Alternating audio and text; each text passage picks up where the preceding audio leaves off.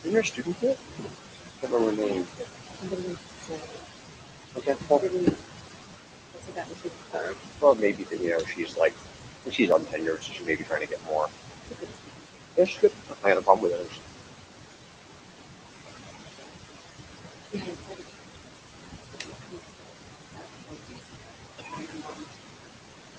Yeah.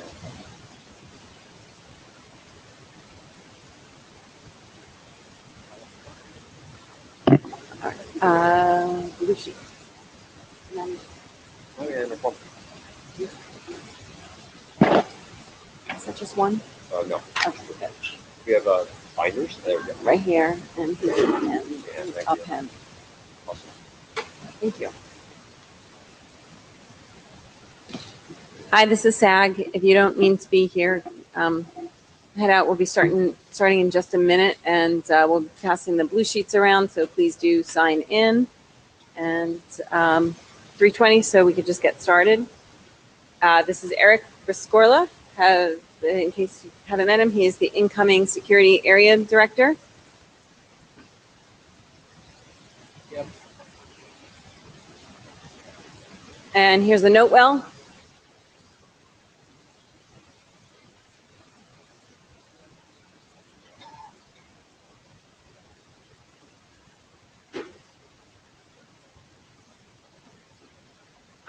Here's a quick agenda. We'll go through working group reports, and then we'll go through a bunch of invited talks. The talks, all the slides are posted, and then we'll have open mic after that. And we're going to take a minute right now off the agenda to thank Stephen.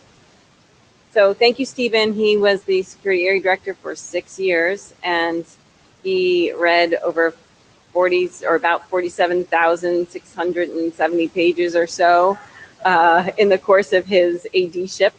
So thank you, and we have a little something for you.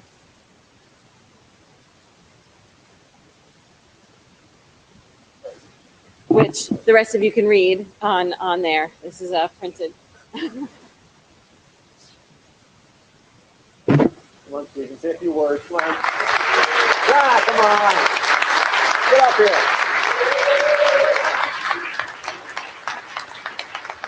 See how much you owe me. And I will say, it was wonderful working with you too. So thank you so much for. No, well, thanks, Stephanie, and Door, and good luck with her. And thanks everybody for all the work you do. Good. Thank you. Thank you.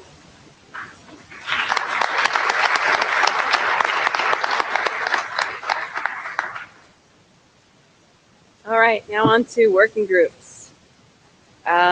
ACE, I did not see a report. Can someone get to the mic?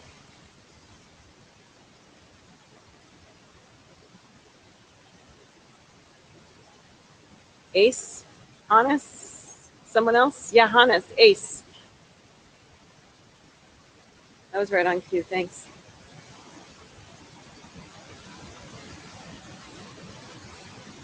Hi, Hans. So we had a good meeting on Monday with a fairly full agenda. So there were lots of presentations to proposing some new work items. And specifically, we made fairly good progress on the main chartered item regarding the an OAuth ACE-based protocol that is used to for authentication and authorization to IoT devices. But there were additional profiles that people proposed that we then entertained during the meeting. And I'm going to post a summary to the list to point you to some of those documents that we discussed.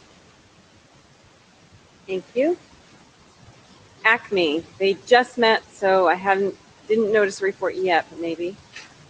So all of the open issues which were still open at the beginning of the working group meeting were closed by the end of the working group meeting. The current plan is to rev the draft, reissue the working group last call, and forward to the IESG. As soon as that's done, the working group will begin discussing next steps, which might include CAA extensions or the STIR work, and hopefully we will decide on what to do there either at or before proc. Thank you. And also for Stephen, we have a certificate inspection kit. Wow, this is really a scary sight. And also just to take one just to take one shot at the mic, we have an elliptic curve construction set from Colonel for him. Thanks. So Curdle, the posted, I thought so. Okay, DOTS was posted. Thank you. I2NSF was posted. And if you have more to say, just pause me. IPSECME was posted. Kitten posted. Lamps. Okay, thank you. Mile was posted. OAuth. Hannes.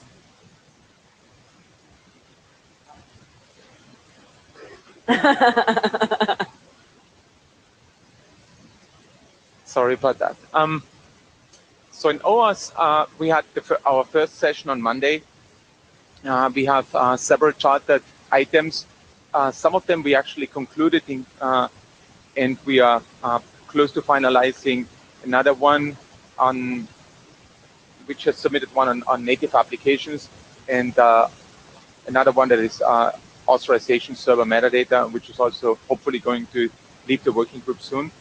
We still have a few security-related documents to talk about token exchange and also token binding, and some new work that is aiming to be used by the payment banks and payment service providers, which we have continued to discuss on a meeting on Friday morning, so if someone is interested in this. So good progress, but still a lot of work ahead of us. Thank you.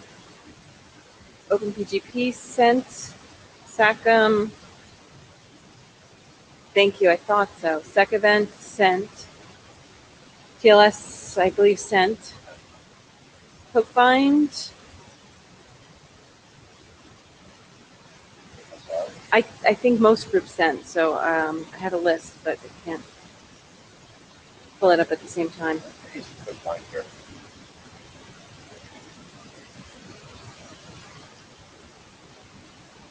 if I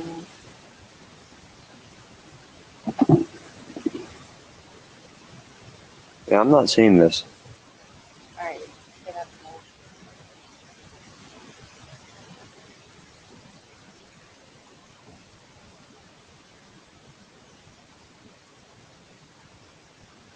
Yeah, no, I didn't see one for Tokebind either.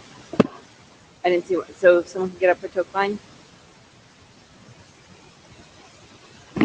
John, Leif. Well, that's how Leif hiding out in the audience there.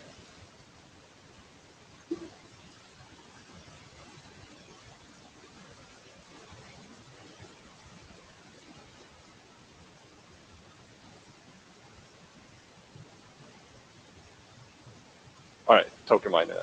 So core documents are in last call. We're working on proxy and a few other documents, but mostly the core work seems to be winding down.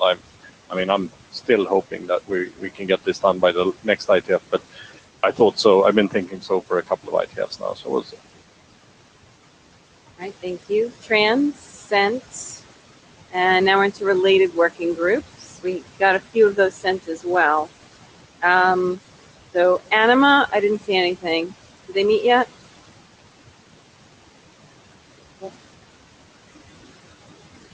Does anyone want to stand up on that one?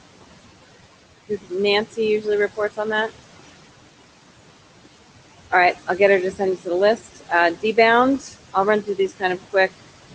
Dime, Dispatch, DMARC, Deprive. Paul Hoffman, Deprive didn't meet this time, still is work going on. For people interested in Deprive, take a look at last month's NDSS. There was a DNS Privacy Day that had a lot to do with this. There were a lot of really good academic papers on that. Also, one thing not on your list because it's been closed is Dane is now closed. Right, thank you. Let's see, HTTP Biz, quick. Oh, what? Meeting tomorrow. Okay, quick. Matt, things going on. I didn't see him not so. NetComp, NTP. Karen, thank you. Just a quick note on this. The NTS for NTP document is making progress. We should have an update out in the next month, and it should be ready for the second working group last call. Kirk, Radex, I know didn't meet. Cider, TCP Inc. Thank you. And I think Utah was also sent to the list. CFRG didn't meet. IRTF open. PrivSec.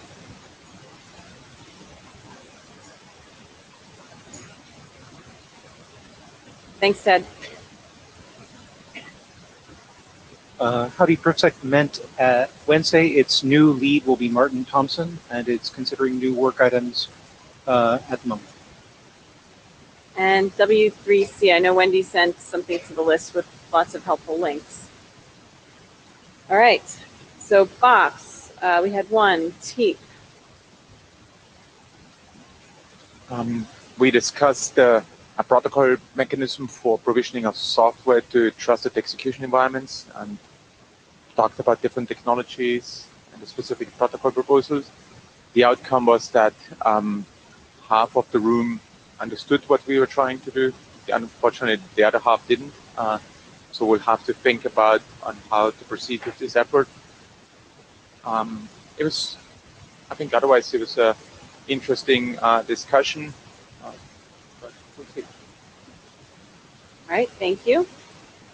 And now we're on to presentations. So the first one up is IoT, and I'll pull those slides up. Thomas, you want to come up?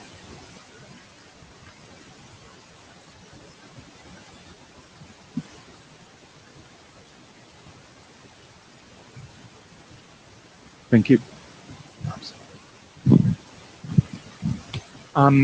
So the purpose of this presentation is to make you aware of an ongoing effort in the group is called Embassy on doing IoT security benchmarks. Next slide. So a few years ago, when we came to the IETF to work on various security-related proposals for IoT devices, the common perception was that you couldn't really do state-of-the-art crypto on those devices. And after doing performance investigations, we did some of them, other folks contributed their expertise as well. We came to the conclusion that this is clearly possible for those devices, and you can find a couple of links there in case you want to look that up. We were hoping that specifically in some of the groups like LBIP, the Lightweight Implementation Guidance Group, we would use those different data points to actually get us something broader for much wider set of microcontrollers for more algorithms and so on. And specifically, we're hoping that researchers could help us do that type of work. It sounds like a research thing to do, to actually do these measurements and come up with those. Next slide. Some time passed by and we talked to a lot of people, but it seems that, or at least that was my experience, that most of the researchers weren't really interested in doing that type of work, and nor was anyone else. Because people have different incentives on what they're actually after, so they prefer to come up with some new algorithms and analyze that one instead, rather than analyzing the performance of the algorithms we cared about, which obviously didn't got us anywhere.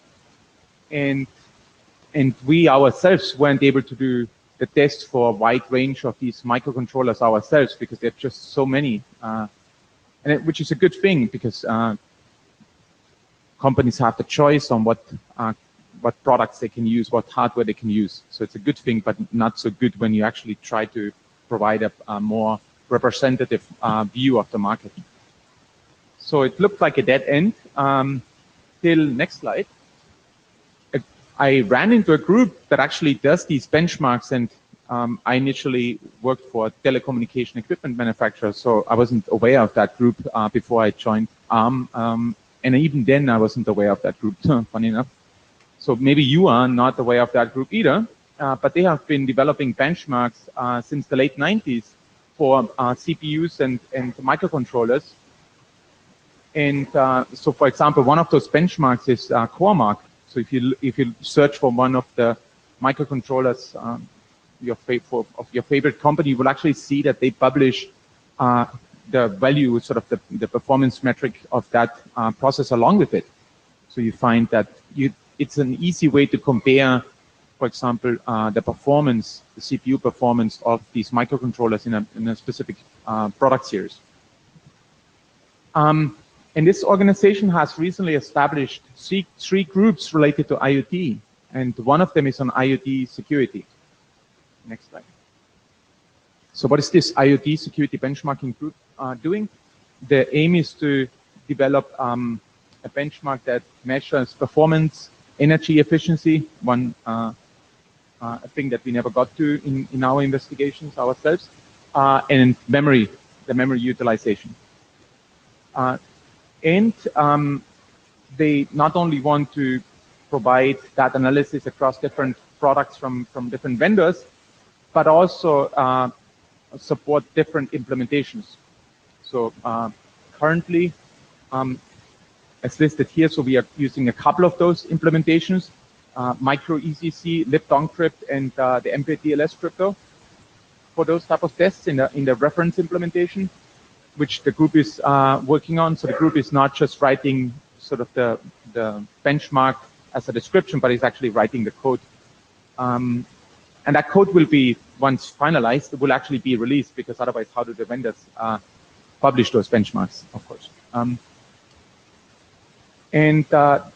So obviously you have to start somewhere with some crypto that you want to benchmark, and this is based on AES SHA-256, ECDH, and so it's ECC crypto and ECDSA, sign and verify operation.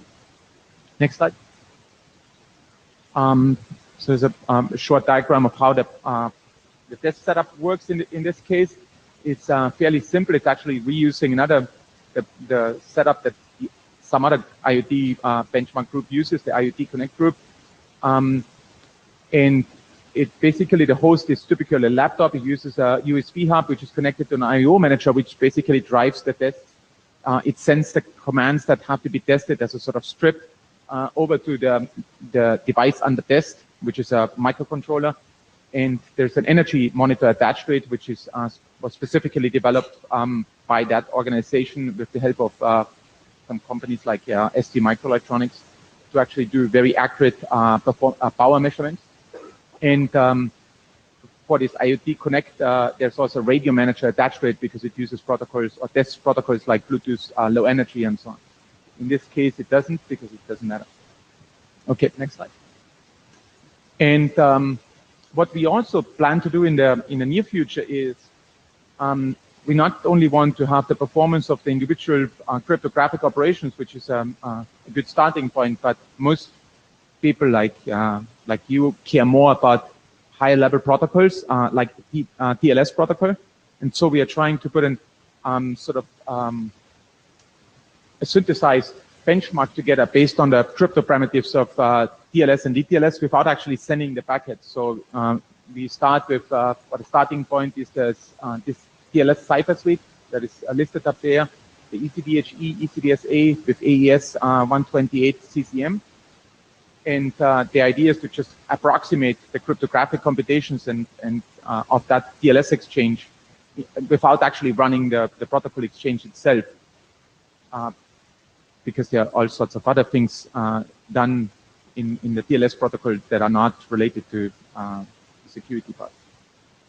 And of course, we'll compare it with a real-world protocol run to see on how far off the approximation is from the real world. Okay, that's my last slide. So, so this is still ongoing, so it's not finalized. So if someone has some ideas and some feedback or wants to be involved in these activities, the embassy group it's a membership group, but it also has the possibility to include sort of advisors, non-members in this whole process. Of course, once finalized, all this will be published, and if you go to the embassy website, you will actually, of course, see the results from the different benchmark for the different vendors, because those are published, and also of the completed work. The code will be published, as well as, of course, the documentation, so you can run the test setups yourself if you have your own thingy that you came up with that you would like to benchmark. And if there's interest, I could share information about the progress the group makes, and of course, get you introduced to the guys who actually do the work. And there's some contact information at the end of the slide deck. Thanks. Thank you. And next up is David.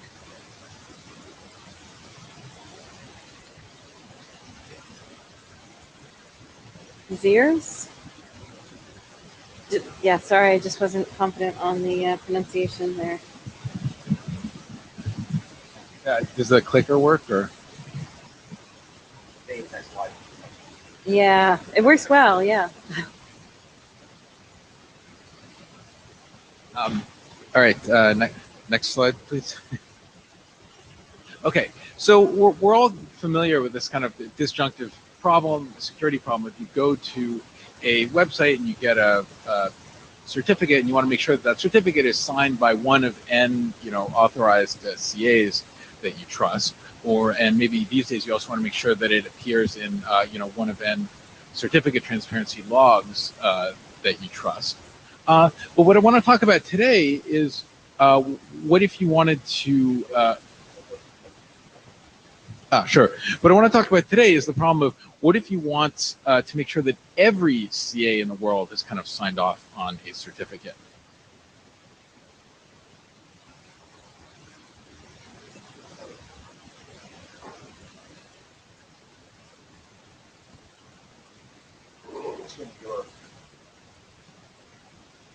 I have to stay within this pink box, right? So, yeah. So, and the problem here is, well, what do we mean by every CA in the world, right? And you could say, like, okay, well, Mozilla's got this list of 181 root CAs. We could maybe start with that. But then the problem is you look at in different operating systems and different OS distributions actually tweak this list slightly. So not everyone is exactly on board with who all the good root CAs are. And on top of that, individuals want the ability to actually tweak their set of root CAs. And sometimes people want to trust some CA that's, local to their organization or country and so on. And yet you still kind of want the whole world to agree on this. So this is what I'm calling the internet level of consensus problem. So next slide. So basically, I'll talk a little bit about why you might want this in the first place, then some background on consensus, and then I'll talk about this model, Federated Byzantine Agreement, that can actually accommodate this notion of internet-level consensus. Then I'll talk briefly about a protocol that actually achieves this. The next slide, please. So why consensus? Because consensus is the key to replication, right? If you want to replicate some data structure, if everybody in the world agrees on the initial state of that data structure, and then everybody agrees on the exact sequence of deterministic updates that you apply to it, then you can keep all the copies in sync. And the consensus at the level of the internet, or the whole internet, has this interesting property that it makes the history of updates to a data structure really hard to go back and tamper with, right? If the whole world agrees that, Operation 7 got applied to this global data structure, then it's going to be pretty hard to go back and erase that from history. And this becomes particularly interesting when you combine it with these verifiable data structures. This is something, for example, that's been worked on in the trans working group here, because these data structures can be very large, yet accommodate very concise proofs of membership of some element. And so if you put this kind of data structure in a log, and that log is protected by internet level consensus, then you have this really strong append-only property. Next slide, please.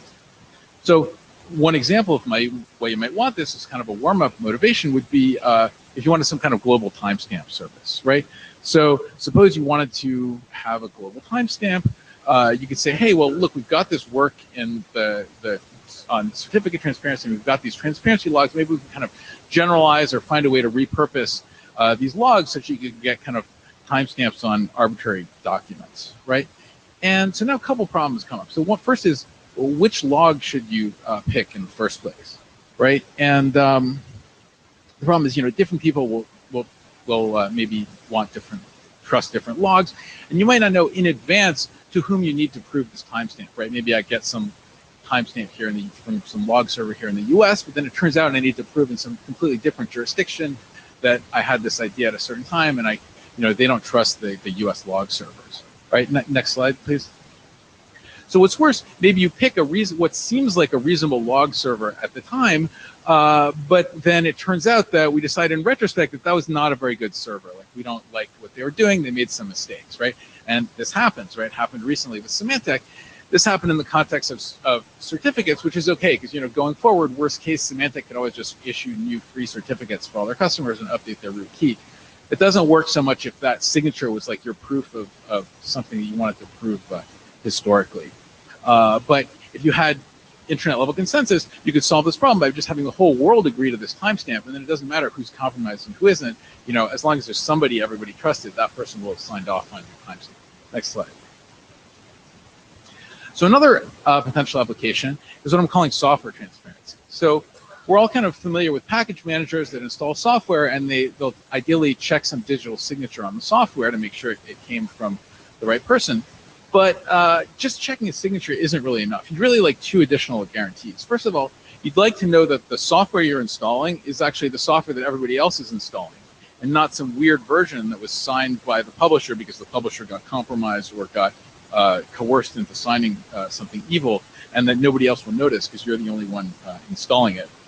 And the second thing is, particularly in these big ecosystems, think of something like Node.js. If you publish software or a library and a lot of people are depending on that, you'd like some way to revoke that software such that if you find there's like a known vulnerability and you've updated it, such that people who are building on your stuff can know, or you can be sure that they're alerted that they're depending on a potentially vulnerable version of the software. And again, this could be solved by having a kind of a global append-only log using internet-level consensus. Now, what's interesting is if there's a kind of restricted version of this problem called binary transparency that people are working on, and in particular, there's work in Mozilla to do binary transparency for Firefox. And if you look at the page describing this, a lot of parts of it are pretty well fleshed out, but it says, which certificate authority to trust, TBD, which log to use, TBD. So if in fact you use all of them because you could have internet level consensus on this stuff, then you don't need to make that decision and worry about getting it wrong. Next slide, please.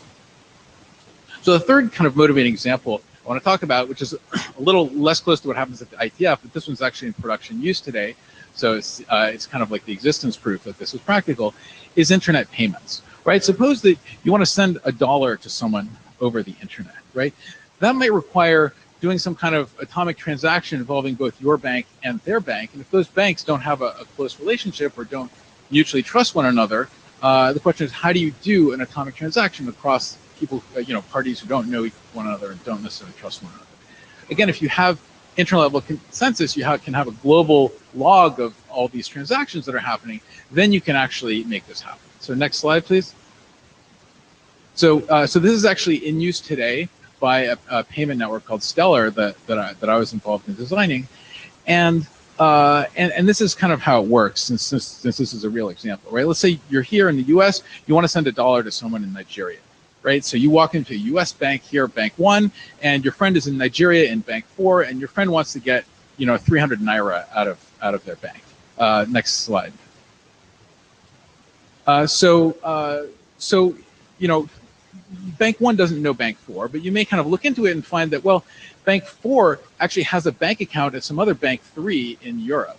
And this happens, these are called nostro accounts, when a bank has an account at another account. And so Bank 4 maybe will say, well, okay, if you give me 93 euro cents on deposit at Bank 3, I'll give you 300 naira, here at Bank 4. Next slide, please. Then it may turn out that there's some other bank, Bank 2, that has accounts at both Bank 1 and Bank 3, and Bank 2 may say, hey, you give me $1 on deposit at Bank 1, I'll give you 93 euro cents at Bank 3, right? Next slide.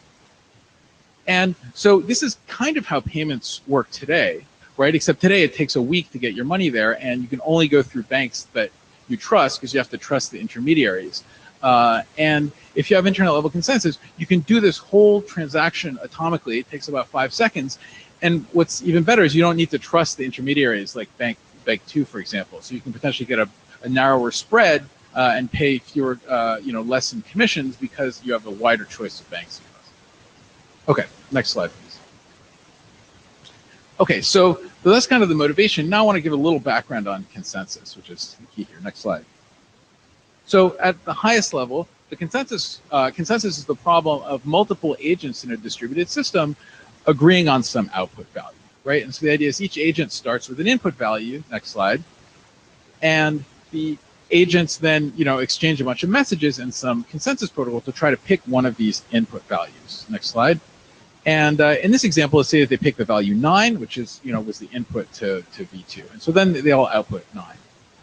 And the important points in consensus is that the output is right once, right? Because outputting a value can actually trigger irreversible actions, right? It might cause an ATM machine to output a bunch of banknotes, for example, right? So once you've output a value, you better make sure that anybody else outputting a value is going to output the same value. Next slide. So there are a couple properties you might want of a consensus protocol. So there are two important safety properties. One is that you want to make sure that all the outputs of all the nodes are the same, that everybody outputs the same value. That's known as agreement. And then you also would like all the nodes to that value that they're outputting to be one of the valid input values, which is known as validity. And if you don't have validity, there's kind of a trivial solution, which is everybody just outputs 0, but that's not a very interesting consensus protocol. And then you'd also like your consensus protocol to provide liveness, meaning that eventually every non-faulty node will actually output a value, or termination, this is also called. And finally, you might want fault tolerance, meaning that you can recover from the failure of a node at any point in the execution of the protocol. And there are kind of two models for fault tolerance. In a fail-stop protocol, you kind of assume that when nodes fail, they just crash and nothing else happens. In the Byzantine fault-tolerant model, you assume that a node that fails actually acts arbitrarily, so you can kind of imagine that it's taken over by an attacker who's doing the worst possible thing to try to mess up consensus among the other nodes. So there's this seminal result in distributed systems due to Fisher, Lynch, and Patterson called the FLP impossibility result, which says that no deterministic consensus protocol can guarantee all three of safety, liveness, and fault tolerance in an asynchronous system. So this sounds bad, but it's not all bad, because what you can do is you can design protocols that are safe and fault tolerant and that happen to terminate in practice, even though it's not guaranteed if you get really unlucky with the network timing. And so that's kind of what people do. Next slide. And one well-established solution to the consensus problem is known as Byzantine agreement. In a Byzantine agreement, you have n nodes, and you pick some quorum size t, and you say any t nodes ought to be able to get together and form consensus. And so in this model where you're kind of trusting, you're waiting for t out of n nodes, next slide, you can tolerate some number of failures and still provide safety. In particular, as long as any two quorums overlap at least one honest node, then you will then you can guarantee safety, right? And the intuition here is that, well, if you have quorum A on the left and then quorum B on the right, quorum A first agrees on something, then quorum B agrees on something. Well, there'll be at least one member of quorum B that's aware of the full history of everything, including quorum A. Next slide. In order to have any hope of liveness, it had better be the case that you actually have at least one quorum in your system. And next slide. And so if you put all that together, a lot of times people pick the equilibrium point of they choose the number of nodes to be 3f plus 1 and the quorum size to be 2f plus 1, and then you can tolerate up to f failures and have both safety and some limited form of liveness. Okay, next slide, please.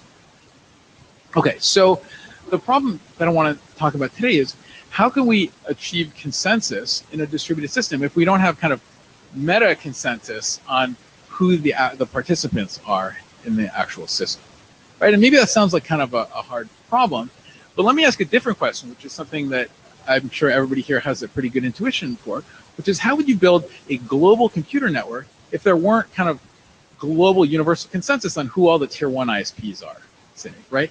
Well, we kind of have an idea of how to do this, right? You build your network out of these pairwise pairing and transit arrangements, and maybe the market picks de facto tier 1 ISPs, but maybe there's some fringe cases at the edge that people don't entirely disagree with, and that creates these, what Dave Clark calls these tussle spaces. That's okay. Stuff works out in the end. So the idea behind this work is, what if we actually took the same approach to consensus, this kind of pairwise approach of let's build global consensus out of pairwise trust between organizations. Next slide, please. So Federated Byzantine Agreement is basically a generalization of the Byzantine Agreement problem to achieve secure consensus, even when there's not this kind of universal agreement on who the magically blessed end participants in the system are. And the way this is going to work is that participants are going to determine quorums in a decentralized way. So each node that's participating in the system, V, is going to pick some set of nodes that we're going to call a quorum slice. And V is going to say, okay, any quorum, it had better be a superset of at least one of my quorum slices, right? Otherwise, I'm not going to trust that this thing is a valid quorum, right? And obviously, if you care about some particular authority, then you're going to want to put that in all or most of your quorum slices. And so given this, we can define a federated Byzantine agreement system to be a set of nodes V and a quorum function Q, where for any node little v, Q of little v is going to represent this set of nodes that V considers an acceptable quorum slice. Next slide, please. So out of this, we can actually focus in on this. Whoa. Oh, I guess my thing just got kicked off. You can focus in on a notion of, does this work? Thanks.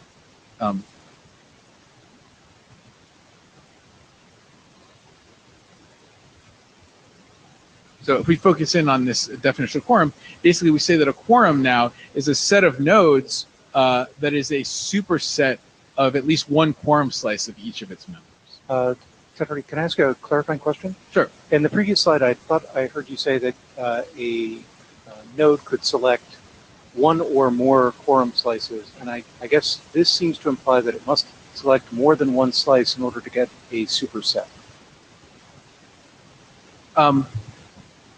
So a node can select multiple quorum slices for kind of redundancy. So if I think that here's like 4 organizations, and if one of them is offline, I still want to be able to make progress. I think I stated my question badly.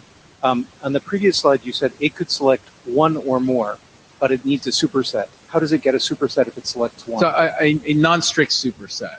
For one of them. So basically, I say like I'm willing to accept any quorum that has A, B, and C, or any quorum that has B, C, and D. Like that would be reasonable. And so now by having more than one quorum slice, I'm being more permissive. I understand how this works if you've got more than one quorum slice. I'm asking you, does it actually work if you've got a single quorum slice? It does, but there's no redundancy. If any member of that quorum slice is offline, you will not be able to, you'll have to wait for that person to come back. Okay, so the superset in that case is just the quorum slice itself plus the node. No, so, but the superset has to be a superset of each member of the quorum. So can I do one more slide and Sure. with an example, and then maybe ask your question again if that hasn't clarified it? Okay, let's go to the next slide. So here's kind of a simple kind of warm-up example with a 4-node system. And okay, and so in this,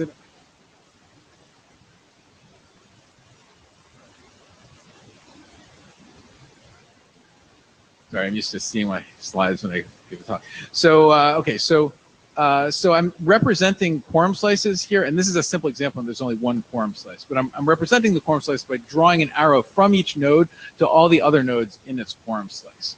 So so next slide, please. So you can see that the set V2, V3, V4 here is a quorum. Why? Because V2, V3, V4 is a superset of V2's quorum slice, it's a superset of V3's quorum slice, and it's a superset of V4's quorum slice. Right? So it's satisfied. It's a set that's satisfied all of its members, therefore that's a quorum. Now, if you consider the set V1, next slide, please, V1, V2, V3, then that is a quorum slice for V1, but it is not a quorum. Why? Because V1 is effectively saying, hey, I'll agree to anything if V2 and V3 do, but V2 and V3 are saying, we won't agree to anything unless V4 does. And so, next slide, in fact, the smallest quorum that contains V1 in this simple example is the set of all nodes, V1, V2, V3, and V4. Next slide. So let's look at maybe a more realistic example, which would be a kind of hierarchical, like tiered quorum setup, right? So in this case, let's say there's tier 1, and tier 1 is configured maybe more like a traditional Byzantine agreement system in a kind of 3 out of 4 threshold scheme. So any one of V1, V2, V3, V4, they believe that they'll accept as a quorum slice any 3 members of that set. And then maybe there's a middle tier. In the middle tier, each member of the middle tier, wants to wait for 2 out of the 4 top tier nodes, and then maybe a leaf tier depending on the middle tier. But like the internet, there's no central authority dictating who are the top and middle tiers. It's just decisions that the nodes have made on their own. Next slide. Next slide. So in the case of payments, which is where we're currently using this protocol, let's say that the top tier happens to be like the top 4 banks in the US, right? And so everybody's depending on these banks and saying, we won't believe payments have gone through unless the banks sign off on it. But maybe, but the thing is, you don't need to have universal agreement, it's kind of meta consensus on this. In fact, next slide, let's say that V7 and V8 are kind of paranoid and they say, okay, well, we're obviously going to wait for the big banks, but we don't trust them. We also want to wait for these small nonprofits that are going to audit the banks. So they're going to say, like, we're not going to accept something as done unless either, Stellar or the EFF or the ACLU sign off on it, right? One of these 3 organizations. And these out of these 3 nonprofits, they're saying, okay, we're going to depend on the big banks, but we're also going to wait for at least 2 out of these 3 nonprofits to sign off on this. So next slide. Now let's say that that actually the paranoia is justified, and one of these banks, like Citibank, gives V7 $1 billion, right? And everything goes through, everybody signs off on this transaction. But then turns out that, next slide, 3 of the big banks are malicious and they collude and they try to roll back this transaction. And then they try to spend that same $1 billion to V8, basically like get a free $1 billion out of this by tampering with history. Well, what's going to happen is V8's going to say, oh, okay, I see 3 big banks sign off on this, but I also need to hear one of these nonprofits sign off on it. And so V8 may wait for, say, the ACLU. But the ACLU is going to say, okay, but I need 2 out of these 3 nonprofits to sign off on it. So the ACLU is going to wait for EFF or Stellar, and EFF and Stellar are not in on the game, so they are not going to be willing to roll back history. They will never sign off on this transaction, and V8 will not believe in this bogus payment, right? So, so what you can see here is that, of course, V4 and V5, some of these other nodes might have fallen victim to this, but the point is that nodes control their own quorum slices, and if they set their quorum slices appropriately, they can survive kind of malicious behavior by subsets that they're worried about. Next slide, please. We got 2 slides, actually. Yeah, so what we see here is that failure is really a per node concept in federated Byzantine agreement. In Byzantine agreement, we see the whole system's failed because there's not agreement or there isn't. In FBA, you've got these ill-behaved nodes that are either malicious or have crashed. They're not obeying the protocol. And then you have well-behaved nodes. And then the well-behaved nodes may fail if they set their quorum slices inappropriately, or if there are too many of other nodes have been compromised. And the well-behaved nodes can fail in one of 2 ways. They can get stuck and not make progress on further consensus questions, which is bad. But then what's worse is they could potentially be driven into divergent states, meaning that they're neither safe nor live. Next slide. So an important question is, okay, we want to design these protocols for this model. Where should we set the goalposts, right? And so maybe the most important question to ask is, what is necessary in order to guarantee safety for a federated Byzantine agreement system? And here's an example where you definitely cannot guarantee safety, which is, what if you have 2 entirely disjoint quorums, right? You can see you've got a quorum on the left, a quorum on the right. Each of those 2 quorums can reach consensus without interacting at all with the other, so clearly they can go off in different directions and reach divergent states. And so what this means is, just like in any kind of consensus system, you need this property of quorum intersection, that any 2 quorums have to intersect at least 1 node. So you might say, okay, so let's fix this by adding some other node, next slide, V7, that's kind of here in the middle, and have everybody depend on V7. Next slide. But what happens if v7 is malicious? Right, well, a malicious node can basically sign contradictory statements, can lie, say one thing to the nodes on the left, something else to the nodes on the right, and can still drive the system into divergent states. So the real property that we need to be able to guarantee safety, next slide, is that if you were to erase all the ill-behaved nodes from the system and erase them from everybody's quorum slices, you still want to have quorum intersection left in your system.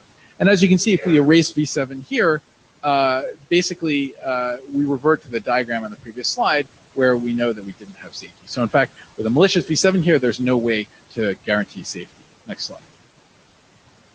So what about liveness? Well, next slide. Let's say you've got a 3 out of 4 threshold system and 2 out of the nodes happen to have failed.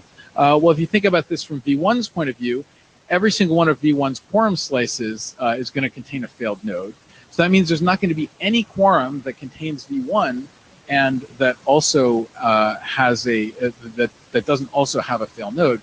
So there'll be no way to guarantee that v1 can ever reach consensus again on any future question. So the necessary property to have any hope of not even liveness, but of like not getting stuck, is that correct nodes have to form a quorum. You have to have a quorum of correct nodes. Next slide. So to kind of recap these these properties, let's say you've got some set U of nodes, and all the nodes in U are well behaved, and then let's say that U bar is a set of nodes that are not in U, and you don't know, those might be ill behaved. So an FMAS can basically guarantee safety for the nodes in U only if U enjoys quorum intersection despite the nodes in U bar. You know, after you delete all the nodes in U bar. And if you want to guarantee both safety and even a very weak form of liveness where you don't necessarily terminate, but at least there's always hope for termination, then in addition, it has to be the case that U is actually a quorum, right? And then at least there'll be hope that you can make progress. Next slide, and then next slide again. So now I'm going to tell you briefly about the SCP protocol. So SCP is the protocol that is currently deployed for the Stellar network, and this is kind of the first general FBA protocol. And it guarantees safety if the well-behaved nodes enjoy quorum intersection despite the ill-behaved nodes, right? So this means that if nodes diverge in your system, then and you're using SCP, then no other protocol could have guaranteed safety either. So you might regret your choice of quorum slices, but at least you won't regret your choice of using SCP as your consensus algorithm, or at least for this in this particular setting, right? And then it also guarantees that as long as the correct nodes form a quorum, that there'll always be the possibility of termination. It can't guarantee termination because of this FLP result, but at least there's the possibility of termination, and it ends up terminating in practice. And the core idea here is federated voting. The idea is that nodes vote on these statements, and in every signed vote message, you also include your quorum slices, or a cryptographic hash of your quorum slices that can be verified. And so then, as you collect votes, you kind of dynamically discover what is a valid quorum, and then can decide if some statement has been voted confirmed by a quorum. And so, as I said, SCP is currently in production use by Stellar. There are about 20 nodes, and it's configured to kick off every 5 seconds. So basically, we're able to run system-wide consensus every 5 seconds in the system. Next slide. So to give you just a very, very high-level view of how SCP works, there's kind of 2 phases. The first is a nomination phase, where all the nodes nominate values, and the system kind of converges on a set of the nominated values. And it's guaranteed to converge. The problem is you don't know when it's done converging, because otherwise that would violate FLP. But you can kind of guess, and then once you guess that it's done, you combine all the set of nominated values in some deterministic way. So for example, in Stellar, where you have like timestamps and transactions, you might combine them by taking the union of all the sets of transactions and the max of all the timestamps, where you've ignored candidates that don't have a valid timestamp. And so then you feed the output of the first phase into the second phase, which is a balloting phase. And the balloting phase is a lot like Byzantine Paxos, but where you're using this federated voting instead of ordinary voting. So it provides the safety and weak liveness guarantees that I talked about on the previous slide. So next slide. So just kind of to compare, there's some other things that you might think of using for internet level consensus, and they're not ridiculous. So the first is, you might think of doing just ordinary Byzantine agreement without the federated part. So you could say like, okay, let's take, somehow come up with a list of, however many CAs, or maybe take all the TLD providers and run some giant Byzantine agreement protocol among them. That's not ridiculous. I think what would happen is you would probably also want people like the ACLU or EFF or whatever to actually audit that, and then there'd be paranoid people who would kind of want to make sure that these auditors had signed off on stuff in addition to the main Byzantine agreement system. So I think what would happen is we kind of end up reinventing FBA anyway, so why not formalize it and get these nice like properties of optimal safety. And the other thing that of course is there's a lot of talk about these days is Bitcoin and blockchain, which is based on this proof of work idea. It's a very clever idea, but it deeply enmeshes the consensus question with the problem of mining and distributing new coins. And so that's good for Bitcoin, but it might not be well, kind of ideally matched to all the consensus problems that we have. Next slide. So basically, I just want to tell people, first I'll take questions if I have any time. Second of all, for people who want to hear more about this or talk more about this, I'd love to talk to you. So we'll have a barb off at 7:30 p.m. tonight upstairs at Amuse, the bar that's right by the lobby. So meet there at 7:30 if you're interested. And there's also a mailing list on internet level consensus, the ILC mailing list. So that's also a good place to join if you want to talk about these kinds of issues. Thanks. So while there's any questions, we'll just work on getting the next speaker, because she'll be remote. So questions, please. Michael Richardson. Question, at the beginning you talked, it was a bit of a fire hose to absorb. Thank you though. So at the beginning you talked about things like, CAs and distributions and stuff like this, which in many ways is all public knowledge, or we want it to be public knowledge. And then we got into financial transactions, which I'm pretty sure we don't want to be public.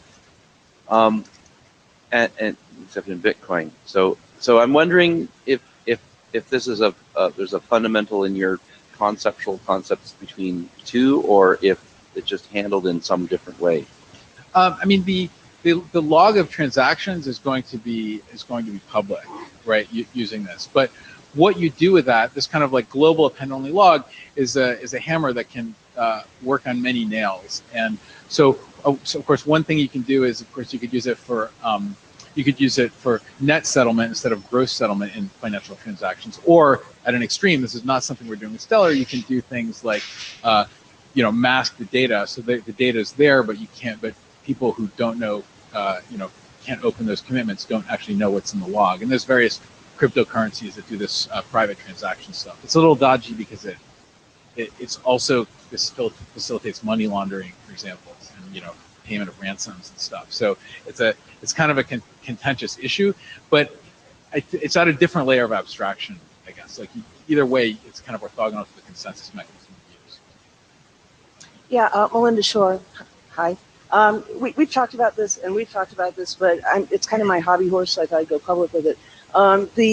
But this is not really a security problem, it's a distributed computing problem. And we've got a long history at the IETF of kicking distributed computing problems down the road to our detriment, I think. I can think of at least one protocol that failed because it didn't have the distributed computing infrastructure to actually do the work associated with the protocol. But recently, HomeNet has published a consensus protocol, and Trans were about to publish a gossip protocol. It's completed working group last call. And it seems like this is a really timely problem.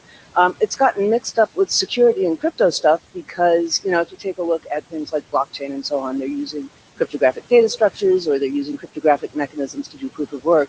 But it's not inherently a security problem. It's a problem that we're facing across the IETF, and I really think needs to be addressed. So thanks. Thanks. Christian Wittema. When you mention consensus at internet scale, and then your protocol requires a quorum, the word that comes to mind is a Sybil attack. Is what? The Sybil attack. Right. And so what's nice about this is that it's Sybil proof, because you can have a million nodes doing this, but if like what everybody puts in their quorum slices is like, say, like the root CAs, the owners of the root CAs that they have in their browser today, then it'll tend to converge on like a bunch of trusted parties, but you won't have to solve the thorny political problem of like who is and is not a valid root CA. Everybody can just decide for themselves. And as long as there's enough overlap, there's no problem. Because it works kind of transitively, right? Like if I trust, you know, whatever, like Symantec, and Symantec, you know, depends on a bunch of other people, then I'm kind of transitively getting that whole set, even if I only had one person in my slice.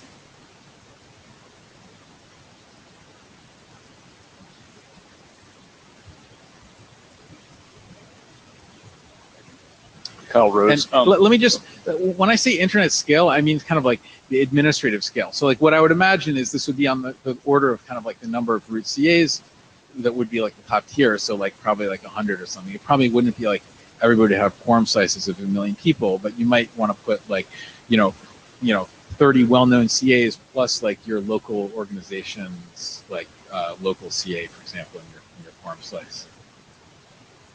All right, Kyle Rose. You mentioned earlier that that you would, as part of the protocol, you would be throwing out, say, invalid timestamps that were maybe out of a particular range.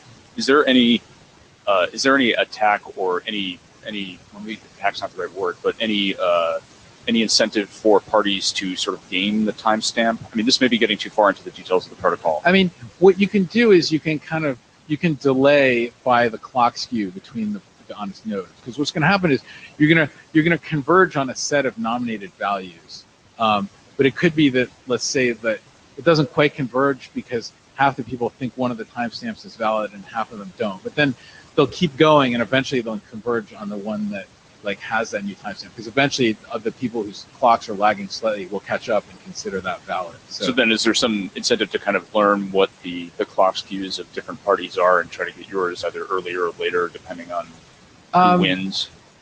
You know, I don't think so. I mean, it depends a little bit on what you're using this for.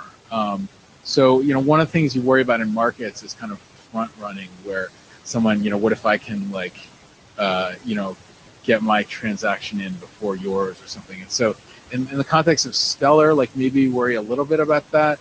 But I don't, for like the kind of software transparency, like these kinds of things, because it's not like a market, like I don't actually see why there would be any problem. Okay, so we'll cut the mic here after we'll let you go, and then if there's more questions, we can revisit it in open mic. Or come to the Barb off at 7:30. Tim Shepard, it sounds like I might have heard you saying that you're assuming the problem of deciding what the root set of CAs should be as a problem that's been solved satisfactorily. I'm not sure I've...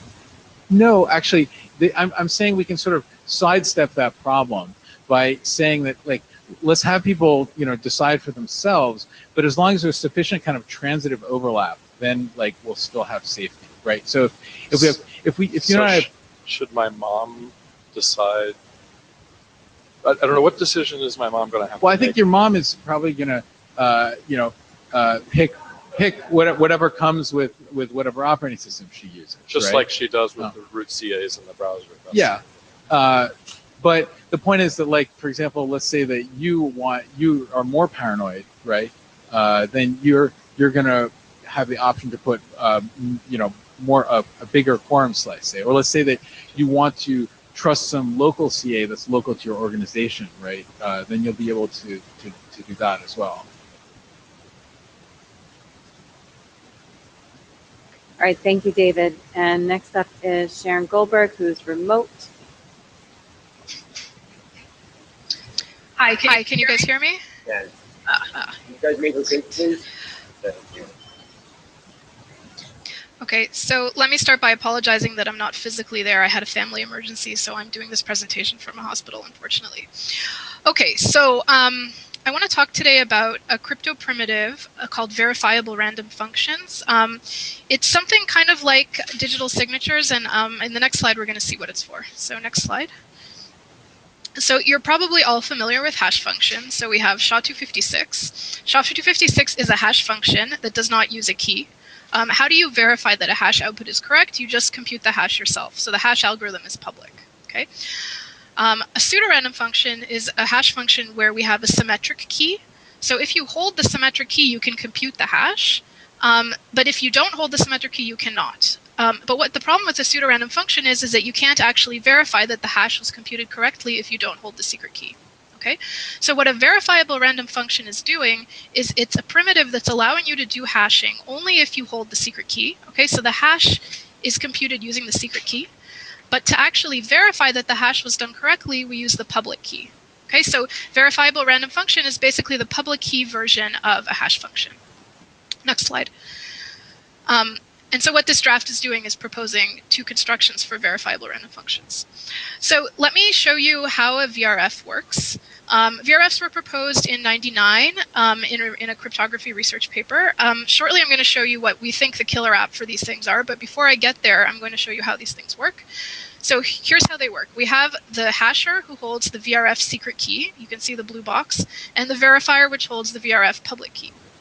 So when the verifier would like something hashed, what it does is it sends this input over to the hasher, and the hasher performs a secret key operation on it to obtain a value that's called the proof. Okay? The proof is then sent back to the verifier. Now the verifier will check if this proof is valid, so there's this verify function that uses the public key, the input, and the proof to check if they validate. And if it does validate, then it can obtain the hash value by basically computing a hash over the proof. Okay, so what's happening here is sort of a two-stage computation. You use the secret key to get the proof. That can only be done by the hasher. And then you verify it using the public key, and then the actual hash value is computed directly from the proof. So you'll notice that this proof to hash function is unkeyed. It's a function that can be computed by anyone. Okay, so that's roughly how you use a VRF. What it's doing is you're forcing the hashing to be done only by the holder of the secret key, but anyone can verify the correctness of the hash. Okay, next slide. So what properties do we want from this thing? So we want basically the same kind of properties you might want for any kind of hash function. So for example, with SHA-256, like a regular hash function, it's the case that for every input, there's a single unique output. It's not possible for you to hash some value with SHA-256 and get multiple different outputs. There's only one correct output. So we want the same thing with a VRF. What we want is we want a one-to-one relationship between the input and the proof. Okay, so there's only one unique proof for the input given the secret key. More formally, next slide, what we're saying is that even an adversary that knows the secret key cannot actually find two distinct hash values that are valid for the same input. Okay, so this property that there's a one-to-one relationship between the input and the hash has to hold even for an adversary that knows the secret key. Okay, and the way we actually build these things, you can think of it in the following way. You can think of this proof value as a deterministic digital signature. So what I mean by deterministic, I mean that given the secret key and the input, there's only one possible output that you can get. And similarly, you want to have this one-to-one relationship in the hash value. So the way we do that is use a regular hash function like SHA-256, for example. Okay, so that's one property we want that we have from regular hash functions that we also need to have from VRF. Next slide. Okay, what else do we have with regular hash functions? We have collision resistance. So for every, next slide, for every output, we can only find, it's very, very hard to find two inputs that map to the same hash output. That's basically the same thing that we have with collision resistance. And this property also needs to hold even for an adversary that knows the secret key. Okay, so that hasher knows the secret key, it should still be hard for this guy to find collisions in the hash function. This is very similar to SHA-256. Okay, next slide. Okay, now we're getting down to like what is special about the VRF. There's this third property called pseudo-randomness. Okay, so I'm showing the VRF operating in a different way in this slide.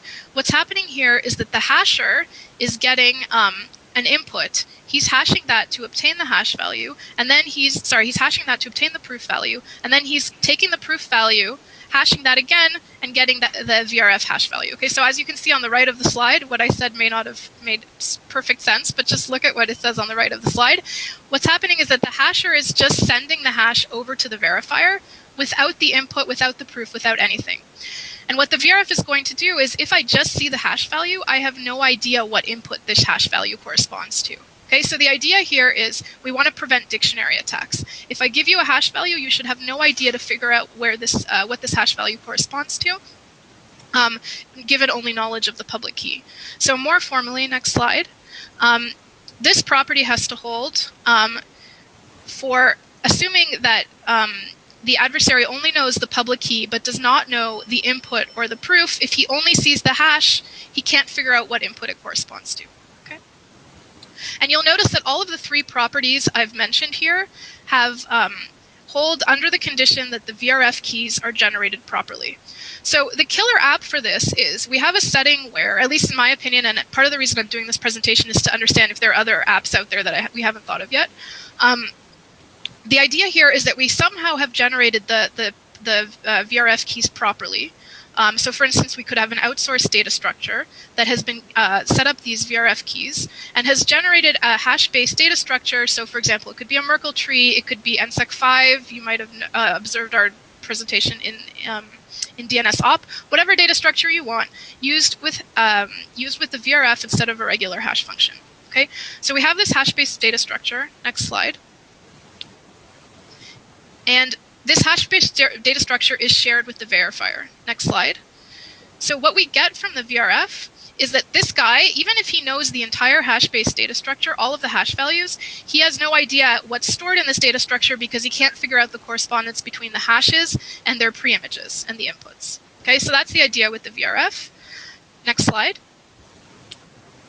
On the other hand, if this guy actually wants to query the data structure, he needs to interact with the hasher. Okay, so in order to query the data structure, he will take his input, send it over to the hasher. The hasher will compute the proof using the secret key, send it back to the verifier, and then if the proof checks out, the verifier learns the hash, and if not, he's going to reject the response from the hasher.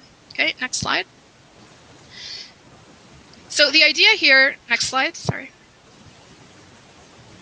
So the idea here is that because the VRF has these two properties that we talked about previously, the collision resistance property and the trusted uniqueness property, this prevents the hasher from cheating and giving you the wrong answer for the hash function. And meanwhile, the pseudorandomness property makes sure that the verifier can't do any dictionary attacks to reverse any of the hashes in this data structure. The only way he can learn what a hash corresponds to is by querying the hasher. Okay, so that's VRFs in a nutshell. Next slide. So what this draft contains is definitions of VRF, their security definitions, those three properties I went through with you, their security considerations, and then two constructions of VRFs. So we have one based on RSA, and we have one based on elliptic curves. The elliptic curve one is actually a very generic algorithm. It works for any cyclic group of prime order Q with a generator. Okay, so we specified it in this draft for the P256 NIST curve and for the ED25519 curve. We could use other curves as well. And then the RSA version is just a very, very simple version of this hash function that's using just generic RSA in any hash function you want, like SHA-256. So I'm not going to go through these constructions. You can look at them in the draft. I want to also mention that we have formal cryptographic security proofs, so you can look at our research paper, and we have implementations on that URL you can see there. And so I just want to conclude by saying, like, the reason I'm giving this presentation is I spoke about VRFs in the context of NSEC5 for DNSSEC at the Real World Crypto Conference in January. After my talk, a whole bunch of people came up to me and said, oh, we're using VRFs too. And I was like, wow, that's great. So we thought we would kind of bring this to the IETF, see what other groups might be using them or might have use for this. So my first ask is if anyone could use this in their application, please come talk to us. Second ask, reviews of the draft. So if you can look at our draft, give us feedback, let us know. And then my third is, what should we do with this? Should we be working with SAAG? Should we go through CFRG? Like, what do we need to do to get this to an RFC?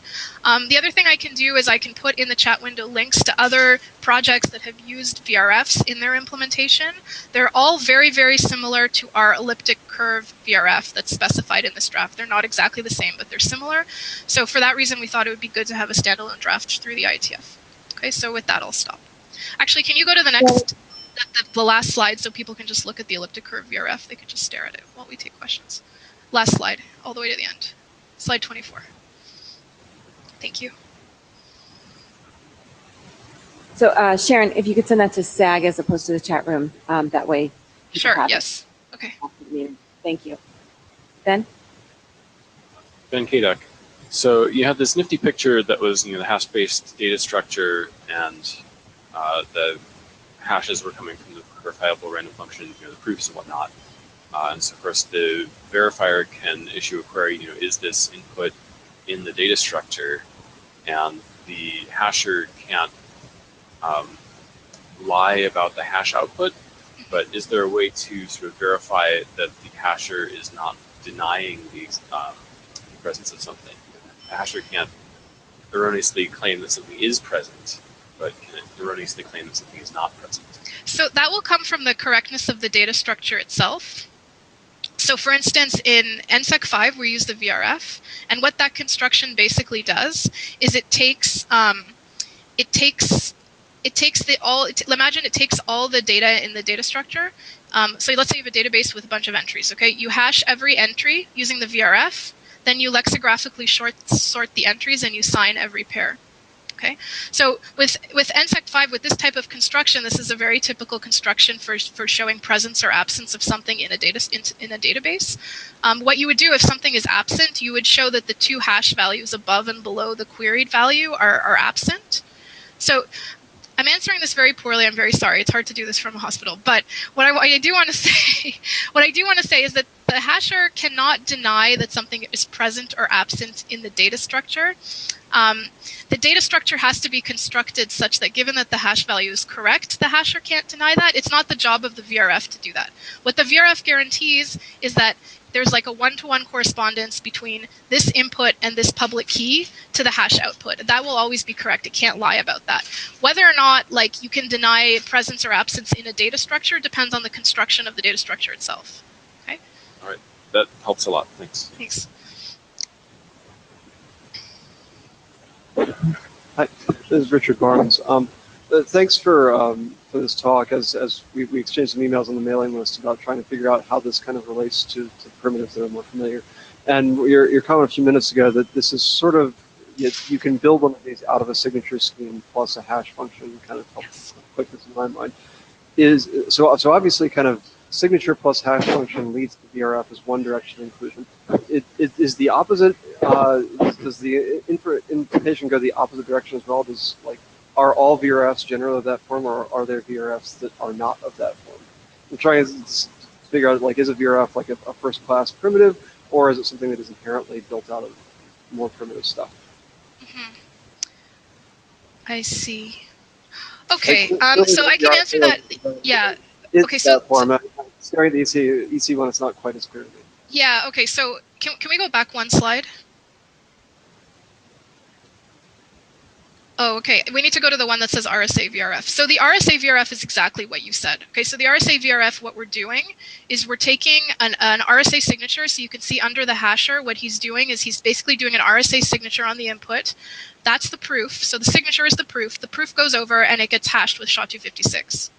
Okay, that is the RSA VRF. That's all it is. What we require for this to work is for the signature to be deterministic. This does not work if the signature is not deterministic. So if I stick ECDSA in there, this doesn't work because ECDSA signatures are not unique. Okay, so you can't just use any signature scheme, drop it into this construction, and have it work. You need to have deterministic signatures. So for the RSA VRF, we use a deterministic signature. Now, if you go to the EC VRF, I haven't done the work to see if it's a secure signature scheme. I think others have. I want to be careful when I answer this question. But what I want to point out here is that hash function that we use in this VRF is a very funny hash function. You can see it right on the bottom. It says the hash is the x coordinate of gamma. Okay, so what we're doing in our quote-unquote hash here is we're pulling out the x coordinate of a curve point and using that as our hash output. So we haven't used SHA-256 here. We've just used the x coordinate of an elliptic curve of a group point on the group. Okay, so sometimes we can be a little bit more careful and try to sort of optimize things so we have to hash less things or have a shorter output, and that's what we've done with this construction. Okay. So that's the best way I can answer that at this point. Hi, Philip LaFrance. Hi, Sarah. So I'm wondering, have you guys considered at all developing VRFs that are provably quantum secure? Because I'm looking at the way that these are set up now. They look like they're only provable in the classic sense. Is that something you guys put any thought into, or maybe will consider doing in the future? I mean, if that's of interest, that's very interesting. We haven't done it. These are all VRFs in the random oracle model. So if you're a cryptographer, you know what that means. You may not like it, but they are. A lot of functions are in the random oracle model. Most of the things we use are. but we haven't looked at like post-quantum constructions of this at all. And I don't know what the literature says. It'd be really interesting to look at. So if you want to talk after, that'd be great. Okay, well, thanks so much. Thank you. Wes Hardiker, USCISI. First off, I apologize for your personal troubles. It's a horrible thing to go through while trying to give a presentation. Second, if I was able to slowly collect over time through traffic monitoring analysis a bunch of proofs, right, that actually does let me slowly do dictionary attacks based on the proofs that I have seen, correct? Yes. Mm-hmm. Yes. So once you see the proofs, well, sorry, not dictionary. Okay. When you see a proof, what you can do is the following. You can take an input and you can verify if the proof works for that input, right? So you have the public key, you have the proof, you can choose inputs from your dictionary and do the verification, and that will tell you if a particular input is in the the data structure. So it's true, once you see the proofs, you can reverse those. Okay, so the idea here is that as long as you haven't released the proofs, then you can't do the dictionary attacks. Once the proofs are released, then once the attacker has seen the proofs, then they can start to do the dictionary attacks. Right, now that makes sense. And it would be a strange protocol where I couldn't see the inputs, but I could see the proofs. That would be strange. All right, that's the end of the queue. So Sharon, thank you very much. And best of luck.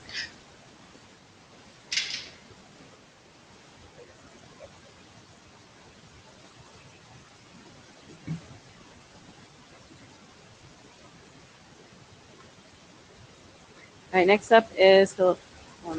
Hi.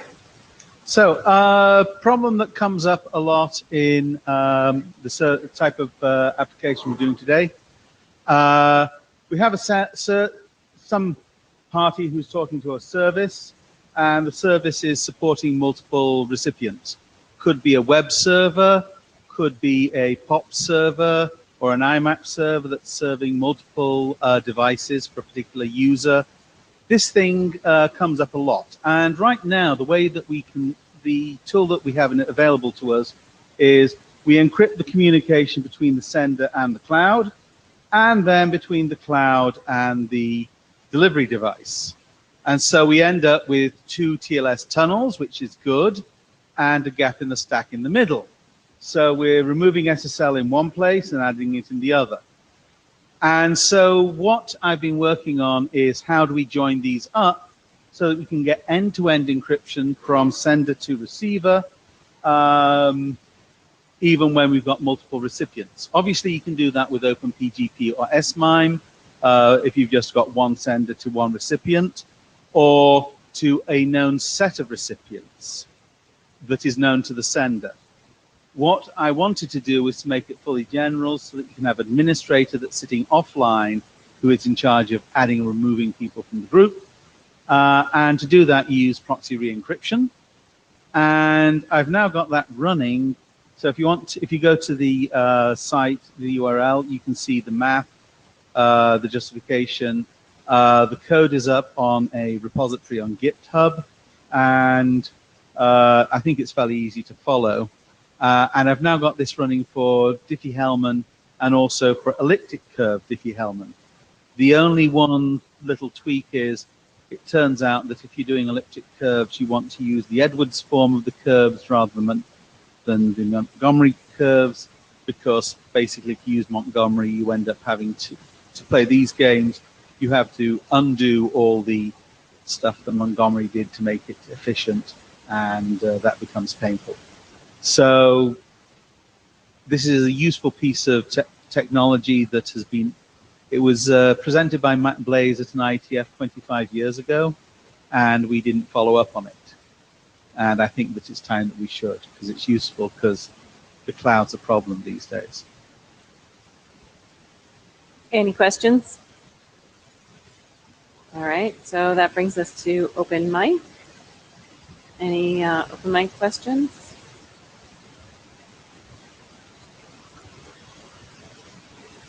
Hi, Ingo Stieglitz, Fernuniversität Hagen, Germany.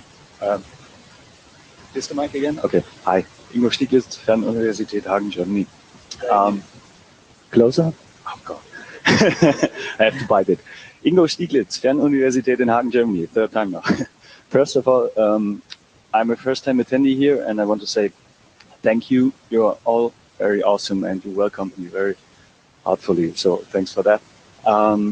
My question is, I'm currently looking at ICMP netting in relation with security questions. So I wanted to know, is there any work in progress here, or anybody who looks at something like that?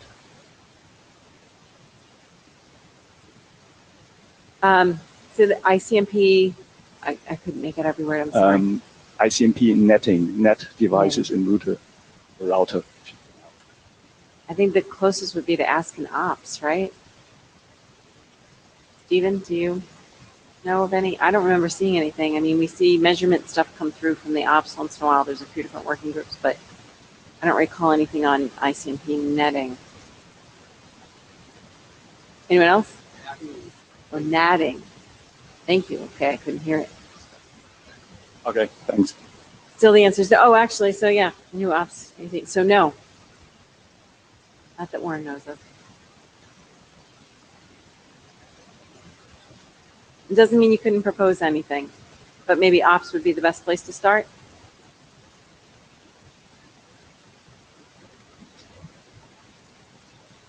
Okay, this is Javir. A couple of IETFs ago, we started trying to work on this document for RFC 3552. That's the RFC that describes what should go into security consideration sections. So I wrote a first version, just took the old text and replaced obsoleted references with newer references. Made it so that it passes the IDNets checks. But then we called for people to make comments, and we got nothing. And well, in my opinion, if we published it like that in 2017, that sends a very bad message, because as long as it's an old RFC from 2003 and it fails to mention anything about privacy, well, that's okay, because it was 2003 and we didn't know about stuff like that. But publishing it this way in 2017 sends a message that we don't care about all these things, and we don't want to send that message. So another thing that happened is that we lost our my co-author. So I'm happy if somebody volunteers to be a co-author on this. But most of all, we need people to propose text, propose ideas, and get stuff in there, because otherwise it's better to abandon the whole effort. Hi, this is Hannes. I want to respond to that. I think the process-wise, it was a little bit weird. We found people to work on it, and we said that we want to update it without actually knowing on what that update would be. That sounds like a dumb thing to do. And the problem is, like, we have the privacy-related documents. We have those. They need to be sort of used more aggressively. That's also a problem. But on the security side, the question in general, like, and we had these discussions in the IoT context recently, in particular with all the issues that happened last year, is like, what recommendations, what is the target audience, and what recommendations should we actually provide people? And there are a few very different approaches that you can take. And we haven't discussed any of this. Like, it's not even clear on who the target audience would be for that document. Oh, I think that's very clear. The 3552 and this document, the target audience is people who write RFCs, people in this room and the other rooms right here in Chicago. But the security consideration sections are, of course, have the same target audience as the RFCs themselves. Right. So other areas do use it, and it would help for it to be updated if there was enough energy momentum to do it correctly. But there has to be that energy momentum. But this is not the way how changed since 2003. No, this is not the way how people really use write security considerations. Let's be honest. The way how people write security considerations in other areas is that they can exist in document and massage it. They use examples that are they use a pattern-based approach, and probably that's not terribly bad. I've seen other people using that RFC for writing sort of security considerations, not in the sense that for our specification, but in general. but they probably need different guidance. They have just used that document out of convenience. If all else fails, it's a guide to secondary reviewers and ADs. But what Secondary reviewers don't need this because they should know that stuff. It's still good to provide a checklist. Yeah. So I have to agree. You know, at the secondary meeting, not everyone's comfortable with privacy. So let's say we got enough data in to this to really help people on privacy, then the rest of the secondary reviewers might feel more comfortable with that part of the review, and we might do better on those reviews. And we have had other people from areas ask specifically, where do I go to get guidance? And we send them to this, even though it's old, because that's what we have. But for the privacy, we have a separate document. Right. No, I'm sorry. For security considerations, we do send them to this document still, because that's what we have. So it does get used once in a while for that, not by everyone. Paul Hoffman. So one problem with the original document that got copied in the new one is it's 40 pages long. And very few document authors who are not security aware want to read it. It's a mixture of really good examples of other security considerations and such like that. So if our target audience for 3552 BIS is document authors, I propose that a very long document where we haven't seen many people actually use the best parts out of it. I would say a better document might be 1/2 or 1/3 as long, but hits all the points we want, plus, of course, the new stuff like privacy. So a review to the list would be great. Matt Mathis, I don't normally participate in this context, but I do speak as an author of documents in other working groups. The presence of the security section requirement has caused us to look at our own work and go, oops, that's not going to fly, is it? And take things out. And so that the review doesn't actually pick stuff up often means that it got caught earlier than it might have been caught than the last call. David Black, got to say something else, but I'm going to +1 Matt's comment. I just found a document, one of my working groups, where looked at security implications of it, said that isn't going to fly, we're going to have to fix it, it's going to need a second working group last call. What I got to say is that there's actually an example over in Ops that might be useful. Ops has a long document about operation management considerations, which contains a fairly short appendix of questions that an Ops directorate reviewer ought to ask, and hence draft officers ought to think about. Just a list of those questions by themselves, perhaps with pointers back up into the long explanation if this question is interesting, could be very, very useful. I see Warren, one of the Ops ADs, nodding his head enthusiastically. All right, that's a good suggestion. Can I ask how many people are interested to see an update in this? Just to see if there is energy. Okay, so it's a fair number. You know, we'll go forward if there's an interest, but we have to see that. So please contribute. You know, we got some good suggestions here. Please discuss it on the SAG list, and we'll see where we go with this document. Anything else for open mic? All right, well, thanks, everyone.